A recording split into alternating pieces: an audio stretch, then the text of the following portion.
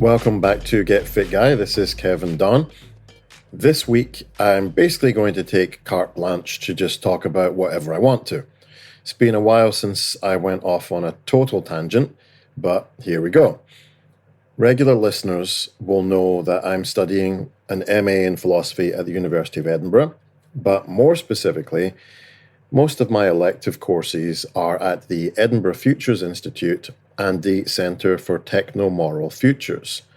So, what does that mean? Well, it's a study of the morality and value of future technology, AI, data, algorithms, robots, post-humans, the impact of globalization on biodiversity, and so on. And the connection here to fitness is the environment. If we have some pet fish in a home aquarium and we don't do what's required to look after the water in the tank, then the fish become unwell or even worse. The water is their environment, and the same goes for us. How many bicep curls do you think that you'd need to do in order to stop the polar ice caps melting, or how many ab crunches to save future generations from forest fires and flash floods due to changes in global climate? So our own fitness, in terms of our ability to interact with the environment, very much depends on there being an environment for us to interact with. This past week, I saw someone I know who doesn't have an insignificant following on social media, posting to his followers about how they can free up more time, live a life of freedom, make life easier by having an LLM.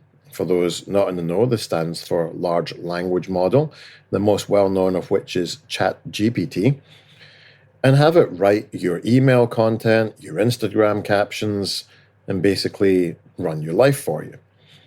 And this would be a pretty hard position to argue against because it's fairly obvious that if you get another entity, be it a personal assistant, a friend, or an LLM to do your work for you, that you will have more free time. But I'd also wager that most people listening to this podcast will know that something doesn't come from nothing. Before anyone religious emails in to say that God created the universe from nothing, let's say that non-metaphysical beings cannot create something from nothing. So, what is the cost of your something? The something in this case being emails, Instagram captions, and so on being run by an LLM, because there has to be a cost. Now, I'll get into the interaction I had over WhatsApp with this person about his claims in a while, but first of all, let's have a look at the costs of using LLMs. And before I do, I first off want to say I'm literally studying this at one of the world's most advanced research centers on the topic. So, you are definitely encouraged to and allowed to email me in with a counterclaim to my arguments, but remember that a TikTok video or a clip from Joe Rogan is so far down a hierarchy of evidence that it's in the bin.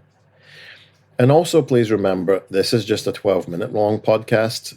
It's not a dissertation, so I'm not able to cover every single nuance. So with that being said, let's talk about the environment as a component of fitness and the environmental costs which are incurred from using large language models, because there are some. And first off, it's the huge use of water. So researchers at the University of Texas found in a study, which I can't cite because it's still awaiting peer review, but that merely in the process of training ChatGPT, not its daily use, just the training, the company that developed it, OpenAI, used 185,000 gallons of water, which is about the same as is required to cool a nuclear reactor. And why? Well, when these LLMs think, they basically get hot, really hot. And these servers need cooled down, and that's why water's needed. Apart from the huge volumes of water that they use just to train these models up, it's estimated that the servers need 1 liter of water per 50 to 100 questions. Now, as of last month, ChatGPT is being asked 10 million questions a day and is therefore consuming 100,000 litres of water every 24 hours just to stay cool. And I'd wager that most of the questions being posed to ChatGPT are not really that important. Now, in addition to the water cost, ChatGPT, as of September 2024, is using around 227 gigawatt hours of electricity a year. So if you're anything like me, that kind of data doesn't mean anything. So we have to kind of put it in different terms. So that's about enough electricity to fully charge over 3 million electric vehicles, or to charge 48 million iPhone 15s every single day from zero to full charge for an entire year. So it's a lot of electricity. Also, a single ChatGPT inquiry uses 25 times more energy than a Google search does. And training ChatGPT, aside from the earlier mentioned 185,000 gallons of water, it also produced over 500 tons of carbon dioxide, which is the same as a jumbo jet flying from New York to London 850 times. This is especially problematic when one looks at the locations of where OpenAI have their ChatGPT servers and the localized energy production in that area. We can see that roughly 16% of the energy coming to run these servers is from fossil fuels. Obviously, we know fossil fuels are very bad for the environment. And without going too much into the morals of cryptocurrency, Bitcoin, which of course is not an LLM, but I'm going to include it in here because it's something that people use very often without thinking about the consequences. But Bitcoin gets 63% of its energy from fossil fuels.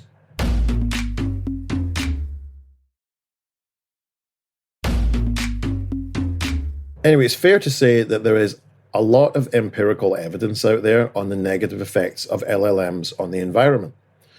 So, what happened with the chat I had about why I personally wouldn't recommend people to use LLMs to do their work? Well, of course, this person I messaged, first of all, just didn't believe me. And then also gave me the statement that they believed that it doesn't matter because AI itself will come up with a solution to all of this in the future, so therefore we don't need to worry. Which is genuinely one of the craziest and laziest things I've ever heard anyone say. I don't think it's ever okay to say, it's fine for me to poison or actively contribute to negatively impacting the environment because I'm going to kick the can down the road for something or someone else to deal with. But it also got me to thinking about morality and how it can be that people think that distance affects morality, and how philosophy perhaps can help to interpret why, that in spite of sending over data about how bad ChatGPT is for the environment, I was met with that response. And the reality is that we can make a really compelling case for the statement, charity begins at home. Now, in a study in 2002 by Levine et al. And another one by Levine and Thompson, 2004, it showed that people are much more likely to feel moral imperatives towards members of their own groups than members of other groups. The outcome of these and other studies were that distance away from yourself diminishes strength of message and emotional impact of message. It was also shown that distance diminished moral responsibility and how large people anticipated their impact could be on a particular set of consequences. This would align with work which has been done in psychology called social impact theory, which suggests that the impact of an event diminishes with space and time. It's easy, I think, to imagine three scenarios of application of violence. So in the first, we have an infantryman who is engaged in hand-to-hand combat with the enemy and has to take the life of another human with their own hands and witness it occurring, just centimeters in front of them. The second is a sniper who takes the life of an enemy from perhaps a mile away, and it's seen now just through a scope. And the third is a drone operator who is in a command bunker somewhere in the US, firing weapons systems at enemy combatants who are thousands of miles away, and it's only seen through a computer monitor or television screen. Now, all of the above will experience some kind of moral injury, but it could be likely that the distance of space and time results in each person experiencing a different connection to the consequences of their action due to the distance. And this space and time proximity is one way that in law, for example, payouts or responsibility are determined in litigation. So the source of this would be, in the UK, there was a live televised soccer match where many people were crushed to death. It was called the Hillsborough disaster. And people who witnessed this live on television tried to take legal action against the BBC and against the authorities for the trauma they experienced witnessing people being crushed to death. But apart from ties of love and affection that you have to have, there's also temporal proximity. This proximity in time and space is key to making a compelling argument to you experiencing some kind of injury from witnessing the events. And this is not there when you witness something over television. So something to think about. And that's really what philosophy is. It's just thinking about things and trying to come up with reasonable arguments for why you believe the things you believe in. And if you've thought about energy use in your life today and how it might impact biodiversity and changes in the climate, and do you really, really need to ask ChatGPT that question today, then some philosophizing was done. But remember that just because moral sense is diminished by distance from the consequences of one's actions doesn't necessarily mean that there's no connection between those actions and consequences. There are farmers in Botswana having crops wiped out by flash floods caused by climate change, and they have never heard of ChatGPT. If you have any questions, just want to say hi, please email me, getfitguy@quickanddirtytips.com. Get Fit Guy is a Quick and Dirty Tips podcast, thanks to the team at Quick and Dirty Tips, Morgan Christensen, Holly Hutchins, Brandon Getchis, Davina Tomlin, and me. If you have a question, you can voicemail me at 510-353-3104 or email me at getfitguy@quickanddirtytips.com. For more information about the show, visit quickanddirtytips.com or visit the show notes in the podcast app.